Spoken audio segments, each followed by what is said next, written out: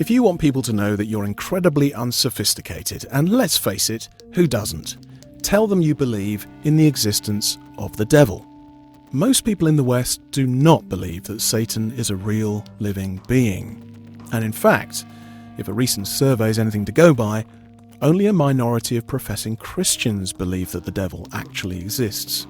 Now, given the way that the devil is typically caricatured, this isn't surprising. Mention his name, and most of us immediately think of a cartoonish figure with red skin, black horns, and a rakish goatee. But, as the author C.S. Lewis observed, there are two equal and opposite errors into which our race can fall about devils. One is to disbelieve in their existence. The other is to believe and to feel an excessive and unhealthy interest in them. They themselves are equally pleased by both errors and hail a materialist or a magician with the same delight. It's sobering to note that Jesus Christ believed in the reality of Satan and demons. And while it can be tempting to discard Jesus' view as being merely a product of its time, it's salutary to remember that Jesus was never one to toe the party line or go with the cultural flow. The biblical evidence regarding Satan is clear, while posing a number of intriguing, unanswered questions. He's described as an angel, a being created by God, who nevertheless rebelled against the Creator. Jesus says, "I saw Satan fall like lightning from heaven." He is engaged in constant warfare against God and all those God has created. According to the Bible, one of his aims is to turn men and women against their loving Creator, thus luring them to destruction.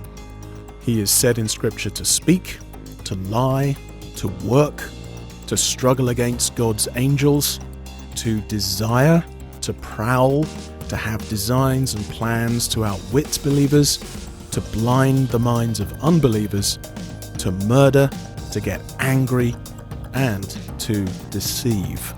Not only that, but the Gospel of Matthew vividly describes the personal interaction between Jesus and Satan as Jesus is tempted by him. He also goes by a number of different but very revealing names. The Tempter, the Evil One, the Accuser, the Great Dragon, the Old Serpent. He's also referred to as the ruler or prince of this world and the God of this age. The Hebrew name Satan occurs in the New Testament 35 times, interchangeably with the Greek diabolos, which is also used 35 times. The word diabolos means separator and slanderer, and that's his modus operandi. He separates by slandering. For example, he slanders God in the Garden of Eden, and as a result, when Adam and Eve believe that slander, it separates them from God. And since that day, he has been tirelessly slandering and separating people from each other with dark materials that rise up readily in the human heart. Suspicion, bitterness, resentment, hatred, and envy. So how should we respond to all this? The right response, as Lewis suggests, is a balanced one. We shouldn't become obsessed with the devil, but neither should we naively dismiss him as a vestige of primitive superstition. After all, if someone is bent on our destruction, it would be a mistake to believe that person doesn't exist. That's why the Apostle Peter urges believers to be on the alert.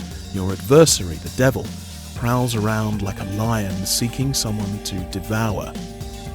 Now, if the devil does exist and is implacably opposed to us, how can we protect ourselves? The problem is that the devil's chief weapon against us is our own sin. It's not as if he forces us at gunpoint to do things we don't want to do.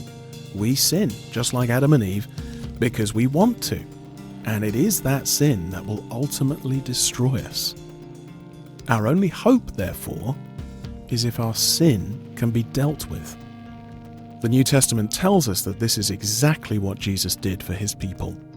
When Jesus died, he died as a ransom for many. He took the punishment that we deserve for our sin, thus robbing the devil of his main weapon against us. It says in Hebrews chapter 2, Jesus died so that by his death he might break the power of him who holds the power of death, that is, the devil, and free those who all their lives were held in slavery by their fear of death. The death of Christ was the fatal wound ensuring the devil's final destruction. The crucifixion of the Son of God was the crushing of the serpent's head. It's just taking a while for the rest of the body to get the message. Rather than becoming fixated on the devil then, we should fix our hope and our trust on the one who has defeated him. The Apostle John puts it very simply.